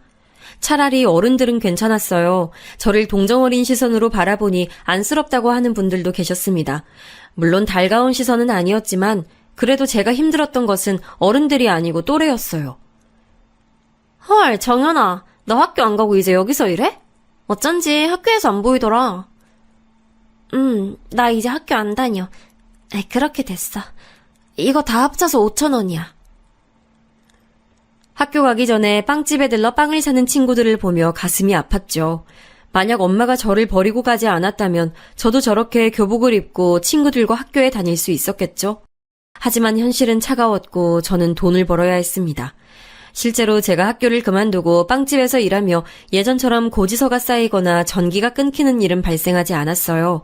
옷이 없어서 한두 벌을 번갈아 입었는데 이제 그러지 않아도 됐죠. 그동안 몇 년을 저와 아빠의 밥을 책임지신 현주 어머니께도 조금이지만 보답할 수 있었습니다. 물론 현주 어머니는 끝까지 거절하셨어요. 현주는 학교가 끝나면 일부러 저를 보러 돈가스 가게에 오기도 했습니다. 그런 현주가 얼마나 고마웠는지 몰라요. 그렇게 저는 성인이 됐고 대학은 당연히 가지 않았습니다. 고등학교를 자퇴하고 검정고시는 봐서 졸업장은 가질 수 있었어요. 대학에 다닐 바엔 그냥 동네에서 평생 일하며 아빠를 먹여 살려야 한다고 생각했습니다. 그런데 현주가 제게 진지하게 말했어요. 대학을 졸업하고 직업을 가지면 네가 더 좋은 환경에서 더 높은 월급 받을 수 있지 않을까? 난 그렇게 생각해. 정연아, 공부해서 대학을 가자. 학비를 낼 돈이 없는데 어떡해? 나는 진짜 공부하는 시간도 사치라고 생각해. 장학금 제도가 있잖아. 좋은 대학에 가서 인문학을 공부하라는 게 아니야. 취업에 도움되는 전공들이 분명히 있잖아. 그걸 차근차근 알아보자. 고마운 현주의 말을 듣고 저는 일하던 가게의 사장님들에게 얘기를 꺼냈어요. 그리고 아빠하고도 많은 얘기를 나눴습니다. 그러다 문득 머릿속으로 생각이 들었어요. 제가 만약 간호사가 된다면 아빠를 더 잘 돌볼 수 있을 거란 생각이요. 왜 그동안 그 생각을 하지 못했지 하며 저는 바로 공부를 시작했습니다. 새벽엔 우유와 신문 배달, 오전엔 빵집, 저녁엔 돈가스 가게, 그리고 밤에는 대학 입학을 위해 열심히 공부했어요. 지금 말하면 도저히 못할 것 같네요. 하지만 그때는 너무 절박했고 그게 답이라고 생각했습니다. 돈을 벌긴 해도 사실 많은 돈은 받을 수 없었어요. 학교에 다니지 않았으니 당연히 공부는 어려웠습니다. 중학생 때도 학교에 가서 조느라 바빴거든요. 새벽부터 일어나야 했으니 잠이 항상 부족했죠. 제가 공부를 잘하는 편도 아니었으니까요. 그래서 무작정 다 외우기 시작했습니다. 다 암기하려고 했고 남들이 보면 무식하다고 할 정도로 공부했어요. 그 결과 저는 어느 대학의 간호학과에 장학생으로 입학하게 됐습니다. 저는 애초에 장학생이 아니라면 입학할 마음이 없었어요. 그래서 낮은 대학을 일부러 지원하기도 했습니다. 그런데 다행히 제가 원하던 학교에 장학생으로 입학할 수 있었어요. 그 소식을 확인하고 너무 기뻐서 아빠에게 달려가 소식을 알렸습니다. 아빠도 누워서 눈물을 흘리셨죠. 그렇게 시작된 대학 생활은 사실 즐기진 못했습니다. 저는 무조건 장학금을 받아야 했거든요. 그래서 수업이 끝나면 도서관에 달려가서 공부했어요. 그리고 남는 시간엔 아르바이트하며 돈을 벌었습니다. 친구를 사귀지도 못했어요. 남들 다 아는 미팅이나 MT는 애초에 할 마음도 들지 않았습니다. 그렇게 4년 내내 저는 장학금을 받을 수 있었어요. 그리고 사실 엄마가 도망가고 당장 생활비가 없어서 어쩔 수 없이 빚을 냈었거든요. 그때 빚이 아직 남아있어서 그걸 갚느라 얼마나 힘들었는지 모릅니다. 공부도 해야 하고 빚도 갚아야 했죠. 또 간호학과가 공부량이 많아 아르바이트를 할 수 있는 시간이 많지도 않았습니다. 결국 방학 때는 공장에 가서 종일 일해서 돈을 만들기도 했어요. 그렇게 돈 버는 기계처럼 돈을 벌었습니다. 그래도 제가 그렇게 경제활동을 하니까 아빠를 제대로 간호할 수 있었어요. 이미 마비가 되어버린 다리라 제가 뭘 할 순 없었지만 그래도 간호가 전공이니 예전보다 쉽게 간호할 수 있었습니다. 아버지는 시간이 지나고 휠체어를 타고 어느 정도 생활이 가능하셨어요. 집안을 돌아다니거나 제가 아빠를 데리고 밖에 나가 산책을 했죠. 아빠가 정연이한테 너무 미안해. 아빠, 내가 미안하다고 하지 말랬지. 내가 하고 싶어서 하는 거야. 당연히 해야 하는 일이고. 대학 내내 제 머릿속은 아빠 간호에 관한 생각으로 가득 차 있었습니다. 빨리 취업해서 돈을 많이 벌면 지금보다 나은 환경에서 아빠를 간호할 수 있으니 기대했어요. 그리고 대학을 졸업하고 저는 바로 대학병원에 취업했습니다. 간호사거나 혹은 주변에 간호사가 있으신 분들은 아실 텐데 간호사로 일하는 게 진짜 힘들어요. 처음에 적응하느라 너무 힘겨웠습니다. 그래도 아빠를 생각하며 버티고 버텼어요. 확실히 간호사가 되길 잘했다고 생각했던 것은 월급이 생각보다 높았습니다. 대학병원이라 월급이 높기도 했고요. 그때까지도 저는 오로지 돈을 버는 것에 대해 집착이 매우 심했습니다. 그래서 병원 동료들이나 현주가 이제 슬슬 연애할 때도 되지 않았냐고 했는데 하지 않았어요. 관심이 전혀 없었거든요. 연애는 무슨 집에 있는 빚을 갚기에도 벅찬 나날이었습니다. 그러다 제 인생을 바꿔놓는 인연이 생겼어요. 제가 간호사로 3년 정도 일했을 때였습니다. 그때까지도 저는 일하는 기계였어요. 쉬는 날에는 아빠와 산책하고 혼자 집에서 자기 바빴습니다. 이런 건조한 생활이 지속됐는데 어느 날 병원에 있는 어떤 의사가 저한테 같이 밥을 먹자고 하더라고요. 신입이었고 저와 나이대가 비슷해서 대화한 적이 몇 번 있던 분이었어요. 그래서 퇴근하고 밥을 먹는데 단조로운 일상에서 벗어날 수 있어 기뻤습니다. 대화해보니 생각보다 더 말도 잘 통하더라고요. 그렇게 퇴근하고 서로 시간이 맞으면 우리는 밖에서 보는 날이 점점 많아졌습니다. 서로 연락도 자주 하고 병원에서도 얼굴을 자주 봤어요. 그렇게 저는 첫 번째자 마지막 연애를 시작했습니다. 정연쌤, 너무 부럽다. 의사랑 연애하다니. 결혼까지 꼭 해야 돼. 절대 놓치지 마. 알겠지? 아, 부러워. 결혼이요? 전 근데 결혼 생각은 전혀 없어요. 에이, 그게 무슨 말이야. 당연히 결혼해야지. 의사랑 결혼하면 이제 팔자 핀다. 진짜로 저는 결혼이란 건 제 인생에 없는 일이라고 생각했어요. 저는 책임질 아빠가 있었고 아직 빚도 남아있었죠. 게다가 그 상대가 의사? 그러면 당연히 저를 반대하겠지 생각했습니다. 배울 만큼 배웠고 집안도 상당히 여유로워 보였거든요. 남자친구는 제가 가지지 못한 모든 것을 가지고 있었어요. 덕분에 처음으로 바다를 볼 수 있기도 했고 세상에 이렇게 맛있는 음식이 있다는 것도 알게 됐거든요. 많은 경험을 하게 해줘서 고마운 사람이었습니다. 하지만 거기서 끝낼 생각이었어요. 그래서 저는 남자친구가 실제로 결혼 얘기를 꺼내며 프로포즈했을 때 너무 당황해서 거절했습니다. 결혼은 현실이라던데. 부모님과 얘기해봤어? 난 오빠랑 결혼을 밀고 나갈 자신 없어. 그냥 우리 여기서 그만하자. 미안해. 이렇게 준비 많이 했는데. 정연아, 이미 다 얘기했어. 부모님은 사람 됨됨이가 중요하다고 꼭 한번 데리고 오라셔. 일단 부딪혀보자. 아버지 아프신 건 알고 계셔. 현주에게도 상담하고 엄마 같은 현주 어머님과도 많이 얘기했어요. 두 명은 그래도 일단 가보자 하길래 용기 내어 남자친구네 집에 방문했습니다. 얼마나 떨렸는지 아마 그날이 제가 태어나서 가장 떨렸던 날이에요. 너무 심장이 빠르게 뛰어 청심환까지 먹고 들어가게 됐습니다. 남자친구는 너무 걱정하지 말라고 제 손을 꼭 잡아줬어요. 사실 남자친구의 아파트에 들어가자마자 아직 집에 들어가지도 않았는데 저는 기가 눌렸습니다. 저는 꿈도 꿀 수 없는 수준의 아파트였어요. 아빠와 저는 그때까지도 단칸방에서 겨우 살고 있었는데 이런 호화로운 아파트에 사는 사람들이 과연 결혼에 찬성할까 싶었죠. 그런데 시부모님의 반응은 정말 예상 밖이었습니다. 너무 반갑게 맞아주셨고 제가 부담되는 게 느껴지셨는지 말도 계속 걸어주셨어요. 음식도 얼마나 진수성찬인지 처음 먹어보는 음식도 있었습니다. 맨날 대충 끼니를 해결하기 바빴는데 제대로 된 음식을 먹으니 제가 먹는 양의 배로 먹게 됐어요. 잘 먹는 제가 보기 좋다며 시어머니는 인자하게 웃으셨습니다. 밥을 다 먹고 차를 마시며 서로 얘기를 나눴어요. 조심스럽게 제 가정 환경을 물으시길래 담담하게 제가 살아온 환경을 얘기했죠. 여기서 저는 일부러 꾸밈 없이 다 있는 그대로를 얘기했습니다. 자랑은 아니지만 제가 그렇게 여유롭게 살진 못했습니다. 너무 가난해서 수도가 끊겨 집에 물이 나오지 않았을 때도 있어요. 그래서 중학생 때는 우유 배달도 했고 남들 다 가는 수학여행도 돈 때문에 못 갔어요. 결국 고등학교는 자퇴까지 했어요. 그리고 엄마는 그런 우릴 버리고 아빠 친구와 바람이 나서 도망갔어요.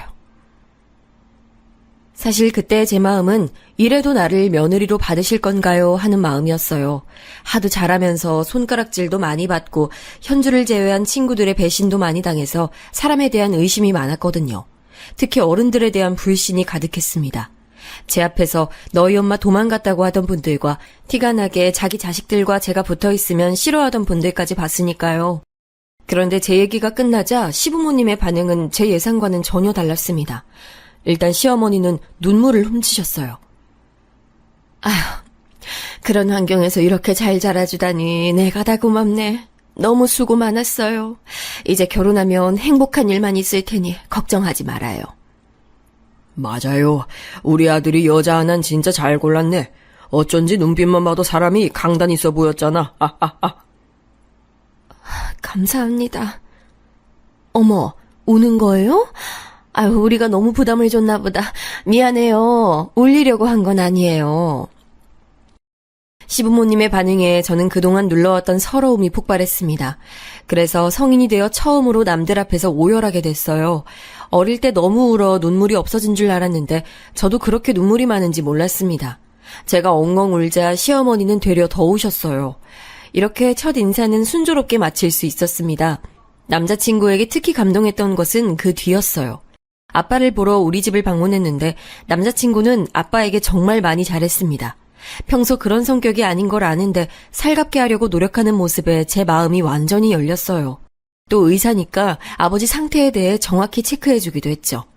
그렇게 저는 아주 순조롭게 결혼 진행을 시작했습니다. 제가 결혼을 한다는 소식을 알리자 동료들이 그럴 줄 알았다고 자기들이 더 신나했어요.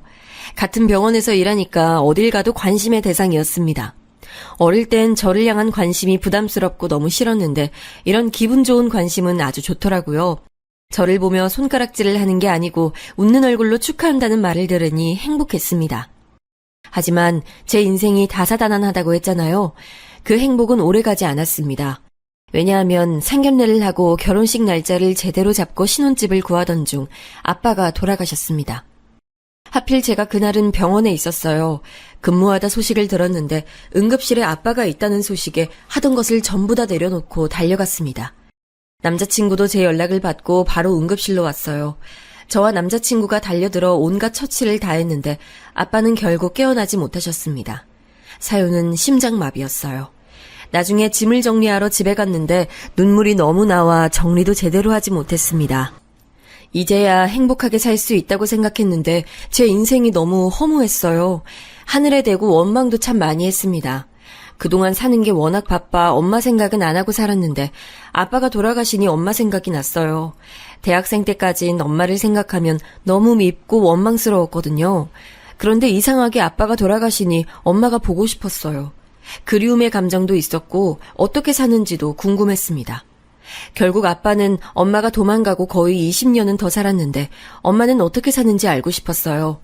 동철이 삼촌하고 재혼했는지 아이는 낳았는지 아빠의 영정사진을 보며 많은 생각이 들었습니다. 이때 시부모님과 남편이 옆에서 저를 정성껏 돌봐주셨어요. 제 집안 사정을 이미 다 아는 분들이라 옆에서 저 대신 눈물도 많이 흘려주셨습니다. 아빠가 사회활동을 안 했으니 사실 조문객이 많진 않았어요. 그런데 시부모님이 워낙 직업이 교수, 의사라서 아는 분이 많더라고요. 장례식장이 쓸쓸하지 않게 많이 도와주셨습니다. 지금도 아빠 장례를 생각하면 너무 감사한 마음이 들어요. 그래도 갈 때 가더라도 내 결혼식은 보고 갔어야 하는 거 아닌가 하는 생각도 들었습니다. 아빠는 다치고 나서 평생 자기가 짐이라고 생각하셨어요.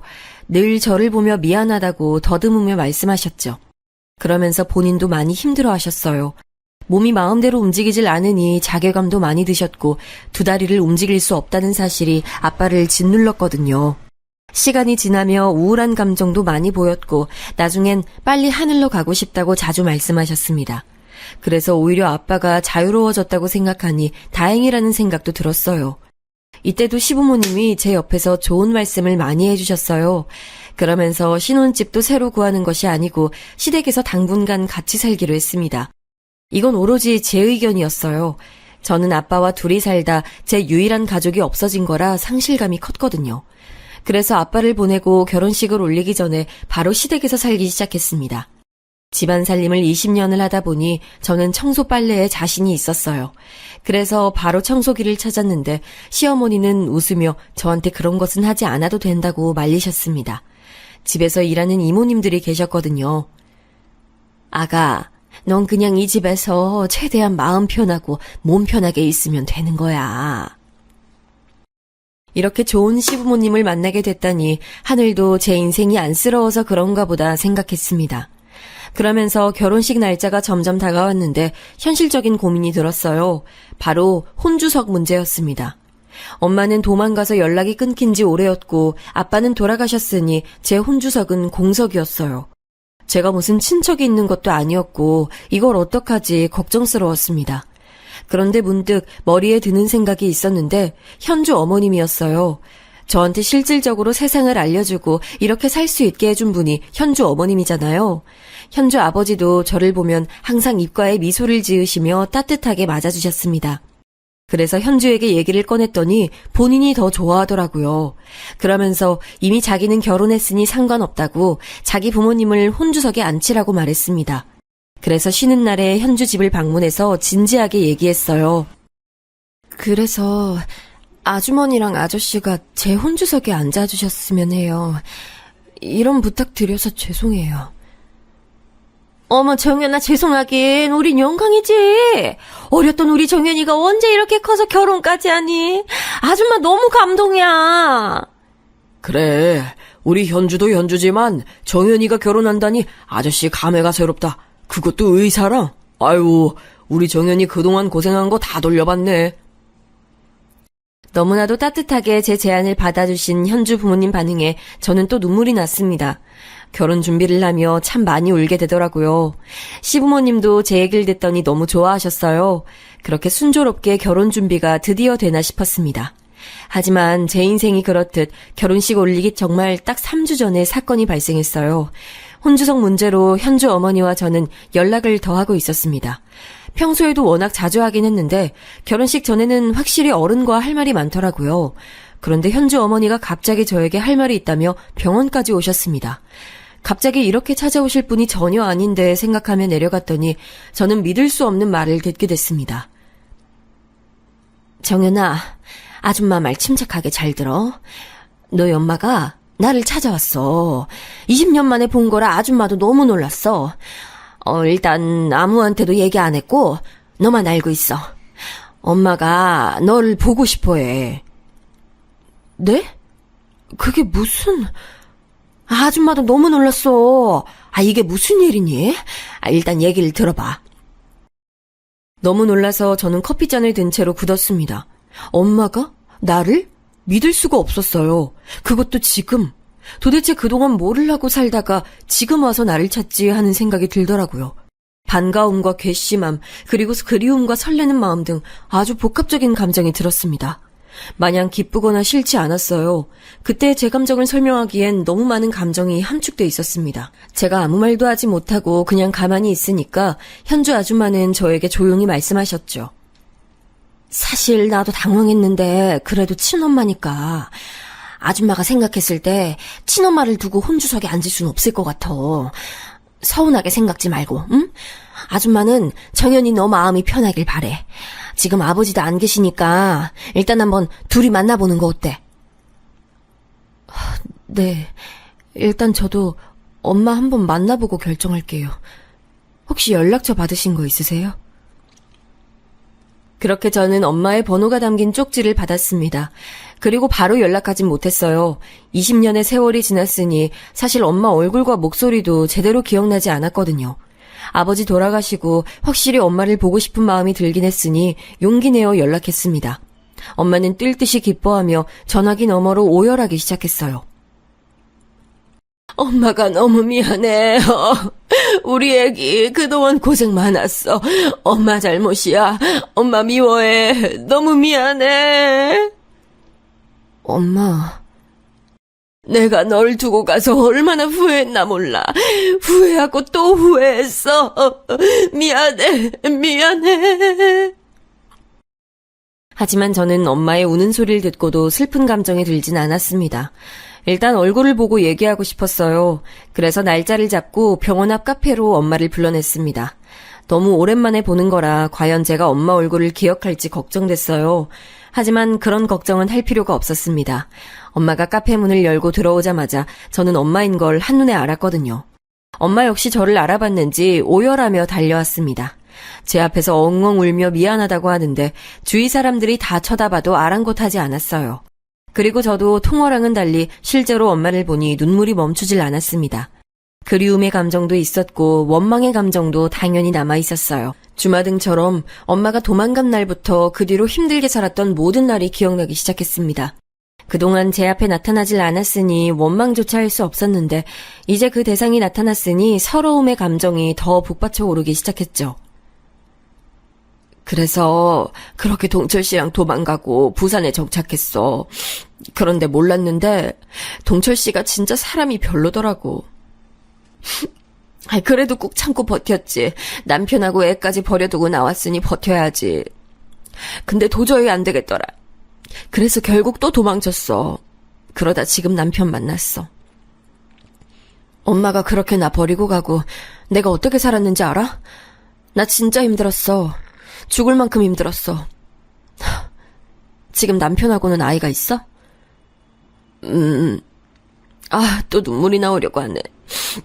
지금 그 애가 좀 아파. 그래서 병원 다니고 있어. 내가 널 버린 죄로 이렇게 벌을 받나 봐. 미안해, 정연아. 그러니까 버리고 갔으면 잘 살기라도 했어야지. 아픈 아빠를 어린 내가 혼자 감당하게 해? 엄마가 그러고도 사람이야? 그래서 미안하다고 하잖아. 엄마도 그땐 힘들었어. 아니다. 너한테 이렇게 화내려고 만나자고 한 게 아닌데. 나는 엄마를 원망해도 돼. 나는 그래도 돼. 버려진 사람은 할 말이 많다고. 미안하다. 미안해. 미안하단 말밖엔 할 말이 없어. 엄마는 동철이 삼촌하고 도망갔으면서 지금은 다른 남편이 있다고 했습니다. 그러면서 딸이 한 명 있는데 그 딸이 건강이 좋지 않다고 하더라고요. 마침 다니던 병원이 제가 일하던 대학병원이었고 거기서 저를 스쳐 지나가다 발견했대요. 아니겠지 생각했는데 다시 보니 제가 맞았다고 합니다. 다시 찾아갔을 땐 제가 없었고 결국 예전에 살던 동네에 찾아갔대요. 거기서 이사가지 않고 그 자리에 계속 살던 현주 아줌마를 찾아냈고 여기까지 오게 됐다고 엄마가 말했습니다. 저는 엄마에게 말할 생각이 없었는데 어쩌다 보니 구구절절 그동안 있었던 일을 말하게 됐어요. 엄마는 제가 그 얘기를 할 때 손수건에 얼굴을 묻고 엉엉 울더라고요. 그러면서 미안하단 말을 되풀이했습니다. 아직 원망의 감정도 당연히 컸지만 엄마도 엄마 인생을 살려고 하다 여기까지 온 거잖아요. 잘 살아보려고 노력했을 텐데 씁쓸했어요. 정연아, 엄마가 진짜 염치 없는 거 아는데 엄마가 혼주자리 앉으면 안 될까? 갑자기 나타나서 너한테 이런 부탁해서 미안해. 하지만 엄마 욕심이야. 그래도 내 새끼 혼주석엔 앉고 싶어. 엄마의 우는 소리를 들으니 확실히 마음이 약해졌습니다. 하지만 그동안의 세월이 있으니 또 바로 그렇게 하자는 답도 나오지 않았어요. 이 결정을 앞두고 저는 남편과 시부모님과 정말 많은 대화를 나눴습니다. 결론은 제 의견에 따르겠단 말이었어요. 수없이 생각하고 현주와도 얘기를 나누고 하루에도 수백 번씩 결정이 번복됐습니다. 엄마는 저와의 만남 이후로 매일같이 연락했어요. 그러면서 제가 어릴 때 좋아했던 엄마 반찬도 가져다 줬습니다. 시부모님과 만나기도 했어요. 자기가 죄인이라며 우는 엄마를 마음씨 좋은 시부모님은 달래주셨죠. 엄마한테 미운 감정이 조금 남아있었는데 매일 미안하다고 하는 엄마와 또 엄마가 준 반찬을 먹으니 점점 미운 감정이 사라지기 시작했습니다. 그래서 네가 5살 때 진짜 내 딸이지만 너무 예뻐서 내가 아빠 일터에 일부러 마중 나갔어. 세상 사람들한테 우리 딸 예쁜 거 보여주려고. 그리고 너는 한글을 진짜 빨리 배웠어. 알려주지도 않았는데 술술 알더라. 난 그래서 우리 애기 천재라고 아빠한테 얼마나 말했나 몰라. 그래서 지금도 이렇게 똑똑한가 봐. 아, 그리고 네가 유독 딸기를 좋아했어. 그래서 엄마가 시장 가면 꼭 딸기 사왔잖아. 특히 엄마가 제 어렸을 때 일화를 얘기해주면 저도 모르게 마음이 녹았어요. 저는 기억하지 못하는 시절의 저를 알게 되니 감회가 새로웠습니다. 그러면서 마음속에 있는 응어리가 풀리기 시작했어요. 제가 엄마를 원망하고 미워하는 동안 엄마는 저를 그리워했다고 하더라고요. 항상 제가 너무 보고 싶어서 울었다고 하는 엄마를 보니 오히려 미안한 마음도 들었습니다. 너무 미안한 마음이 커서 차마 찾아올 수도 없었다는 엄마를 보고 저는 결국 결혼식 전날에 엄마가 혼주석에 앉는 것으로 결정했어요. 엄마에게 전화해서 상황을 알렸더니 뛸 듯이 기뻐했습니다. 그러면서 저한테 고마운 마음과 미안한 마음에 자기가 할 수 있는 것은 다 해주겠다고 했어요. 정연아, 엄마가 진짜 고마워. 이 은혜 평생 잊지 않을 거야. 그리고 엄마는 이제 우리 딸 절대 안 떠나. 우리 남은 인생 서로 옆에서 보듬어주며 살자. 엄마의 말에 저는 희망찬 미래를 그리기 시작했습니다. 하지만 그건 엄청난 제 착각이라는 것을 알게 됐어요. 지금부터가 제 사연의 절정입니다. 결혼식이 다가오며 저는 아주 바빠지기 시작했어요. 청첩장을 돌리기도 하고 결혼식 때 준비할 게 많아 머리가 아팠습니다. 그래서 정신이 하나도 없었어요. 그래도 엄마가 살뜰히 옆에서 챙겨줘 고맙더라고요. 그날은 엄마와 저녁을 같이 먹기로 약속했던 날이었습니다. 결혼식이 이틀 남은 날이었어요. 둘이 맛있는 한정식을 먹기로 해서 제가 일부러 예약까지 해서 엄마를 데려갔죠. 맛있게 먹고 있는데 갑자기 시어머니에게 전화가 왔습니다. 그래서 엄마에게 양해를 구하고 잠시 나가 전화를 받았어요.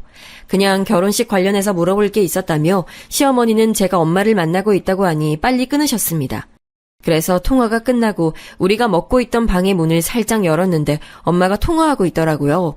워낙 조용히 들어갔고 엄마는 문을 등지고 있어서 이쪽을 볼 수 없었죠. 그런데 엄마의 입에서 흘러나오는 말에 저는 가만히 그 자리에 굳게 됐습니다. 아우, 말도 마. 완전히 넘어왔어. 내가 연기하느라 너무 힘들어, 여보. 내가 옆에서 축의금 가방 훔칠 때 망 제대로 봐야 돼, 알지? 그리고 바로 해외로 가는 거야. 우리 계획대로 되고 있어. 꿈에도 모르더라. 내가 진짜 자기한테 미안하고 그리워했다고 생각하던데. 그리고 당신이 동철이 삼촌인 거 당연히 모르지. 아유, 알겠어. 이따 보자. 그래, 그때 보상금 나왔던 거 우리가 들고 튀었던 것도 전혀 몰라. 사람이 너무 충격을 받으면 아무것도 할 수가 없더라고요. 도저히 믿을 수가 없었고 귀에서 이명까지 들렸습니다. 호흡이 가빠지며 얼굴이 새빨개지는 것이 느껴졌어요. 저는 일단 밖으로 나왔습니다. 눈물은 나오지 않았어요. 너무 충격이 커서 혼자 생각할 시간이 필요했죠. 엄마가 그동안 저를 다 속였다는 걸 깨닫자 도저히 엄마를 볼 자신이 없었습니다. 그래서 일단 밖으로 나왔고 엄마에게 문자를 보냈어요. 급한 일이 생겨 먼저 가보겠다고 하니 엄마는 너무나도 좋은 엄마처럼 말했습니다. 그래, 우리 딸 결혼 앞두고 고생 많아. 엄마는 네 결혼식 혼주석에 앉을 생각하니까 너무 행복하다. 우리 딸, 이제 엄마랑 행복하게 살자. 사랑해. 엄마의 문자를 보고 저는 피가 식는 기분이 들었어요.